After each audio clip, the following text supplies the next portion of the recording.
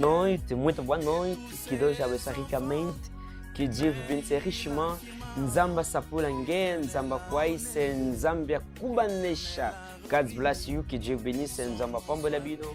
Je suis votre frère William Alberto José.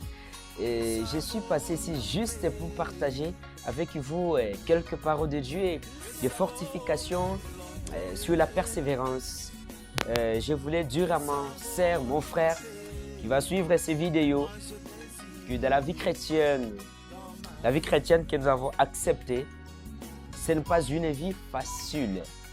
C'est une vie de combat. C'est une vie de combat, mais je vais parler un peu sur la persévérance. Il y a tant de gens qui disent, depuis que j'ai créé le message, les choses ne marchaient pas. Je dois quitter le message, je dois quitter la parole, je dois abandonner la parole. Parce que peut-être on parle quelque chose à propos de toi qui te touche et qui te brise le cœur. Or que nous savons que la parole, ça brise, la parole, ça fortifie. Et vous savez, même quand Jésus prêchait la parole, quand Jésus prêchait la parole, il avait plusieurs disciples. Maintenant, quand il avait commencé à prêcher la parole était devenue dure. Donc, la parole était devenue dure. Et Jésus a commencé à parler, vous devez manger ma chair, boire mon sang pour avoir la vie éternelle. Les gens regardaient comment ça. Manger la chair d'un homme, boire le sang d'un homme, cela ne peut pas être. Ils ne comprenaient pas cela. Et l'évangile était devenu très dur, compliqué. Et la Bible dit que mais plus de 60 ont quitté Jésus parce qu'ils étaient plus de 70. Et 60 ont quitté Jésus, ils ont resté 12. Et sur les 12 là, Jésus a posé la question. Les autres sont partis parce que l'évangile était devenu très dur. De la même manière que le message aujourd'hui est devenu très dur. La parole est devenue très dure. L'évangile est devenu très dur. C'est la même manière qui est avec Jésus. Jésus a dit au reste que vous, les autres, sont partis. Alors vous, qu'est-ce que vous entendez? Pierre a dit, Maître, à qui irions-nous si ce n'est qu'à toi qui as la parole de la vie éternelle? Donc, sans ce message, où nous partons?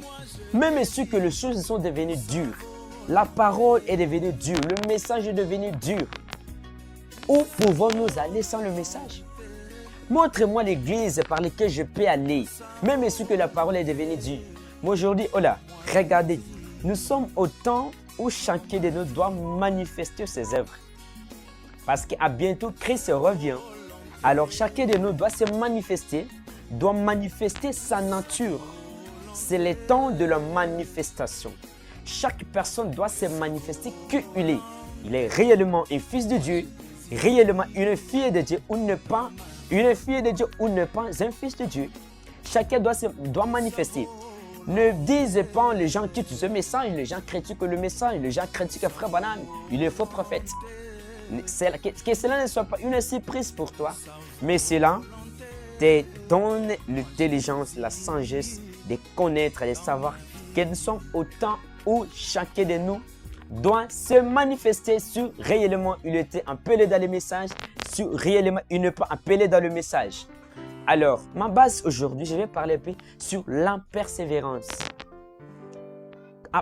Avec tout ce que je dis pour la persévérance, je vais prendre premièrement l'exemple de la sœur Anne de la Bible, la mère de Samuel. La mère de Samuel, cette sœur plutôt, elle était stérile, elle n'avait pas d'enfant. Et son ami, sa rivale, se moquait d'elle. Que toi, tu n'as pas d'enfant, toi, comme ça.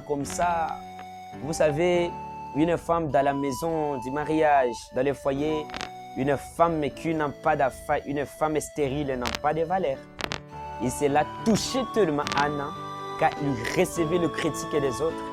Anna était tellement touchée, Anna était tellement triste. Parce qu'il avait eu des temps compliqués dans sa vie. Il ne pouvait pas se lasser. Il ne pouvait pas abandonner. Il ne pouvait pas oublier sa position. Anna savait qu'il était réellement une fille de Dieu peu importe les épreuves, peu importe le moment compliqué, le moment sombre, Anna savait que l'Éternel, néanmoins, une fille de Dieu, une servante de Dieu, elle avait persévéré dans la prière. Anna avait persévéré dans la prière. Elle allait chaque fois au temple. Chaque fois au temple. Beaucoup des années, Anna n'avait pas d'enfant. Mais Anna n'était pas fatiguée. Mais toi, peut-être tu as fait quelques années dans le message. Tu vois, les choses sont compliquées. Tu vois le péché, tu commets des erreurs. Tu vois que non, moi, réellement, je ne suis pas du message. Je dois vraiment abandonner ce qui est à moi. Non, non, non. Ne t'abandonne pas, mon frère. Ne te laisse pas, ma sœur. Ne te fatigue pas. La Bible dit que ceux qui vaincront, une couronne lui est réservée. Et ils seront ainsi assemblés dans les trônes avec Jésus-Christ. Donc, tu ne peux pas avoir la victoire sans le combat. Tu dois combattre premièrement pour avoir la victoire. On avait combattu, on avait prié, on avait lutté. Nous avons vraiment un combat. On avait persévéré dans la foi, dans la prière. Anna ne pouvait pas se reculer. Elle ne se recule pas. Elle ne s'occupait pas des critiqueurs. Elle ne pensait même pas à ça. Elle regardait l'objectif.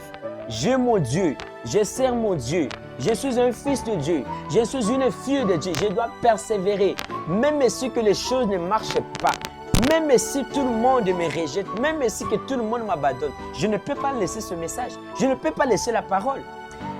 Une seule chose que tu peux étonner ou que tu peux regretter, que quand Dieu te laisse à ce moment-là, tu peux dire que non, ici, comme je n'ai plus Dieu, je peux me laisser.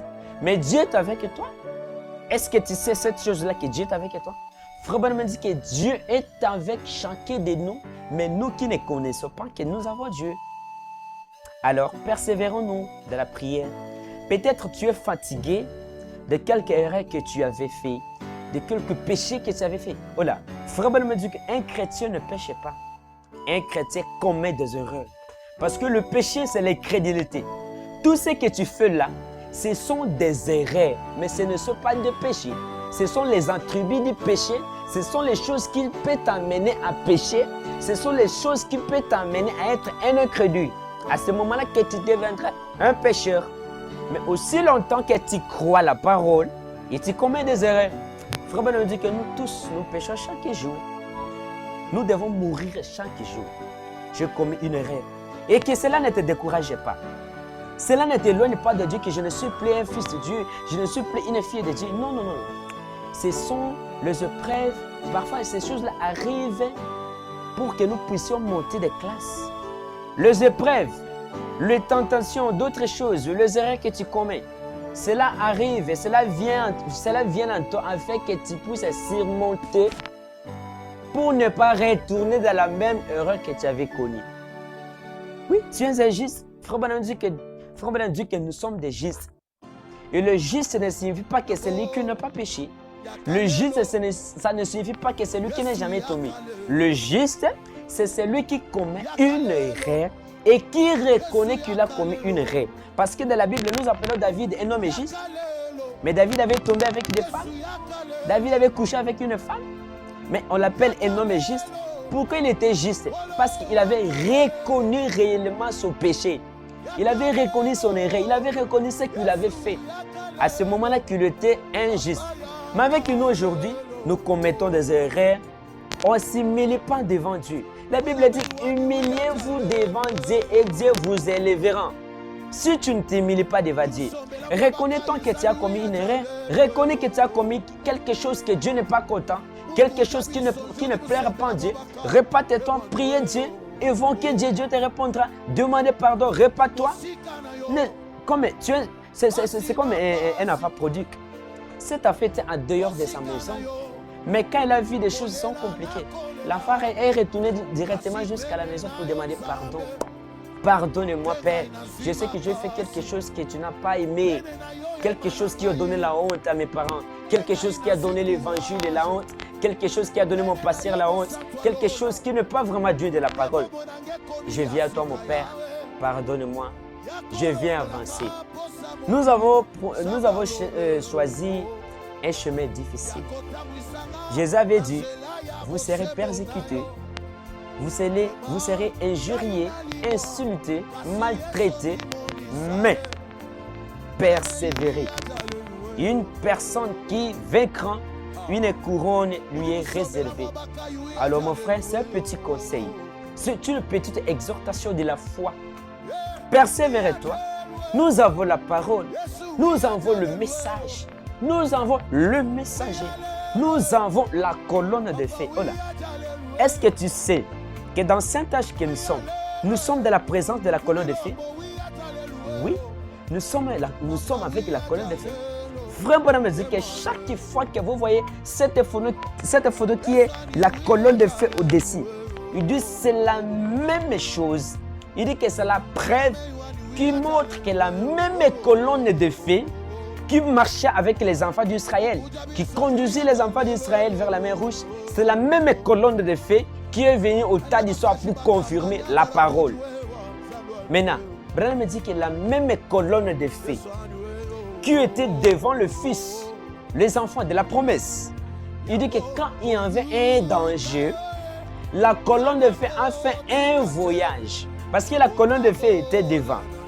Maintenant, quand il y avait un danger derrière, la colonne de feu a pris le voyage de quitter devant pour rentrer au milieu entre le Fils de la promesse et le danger.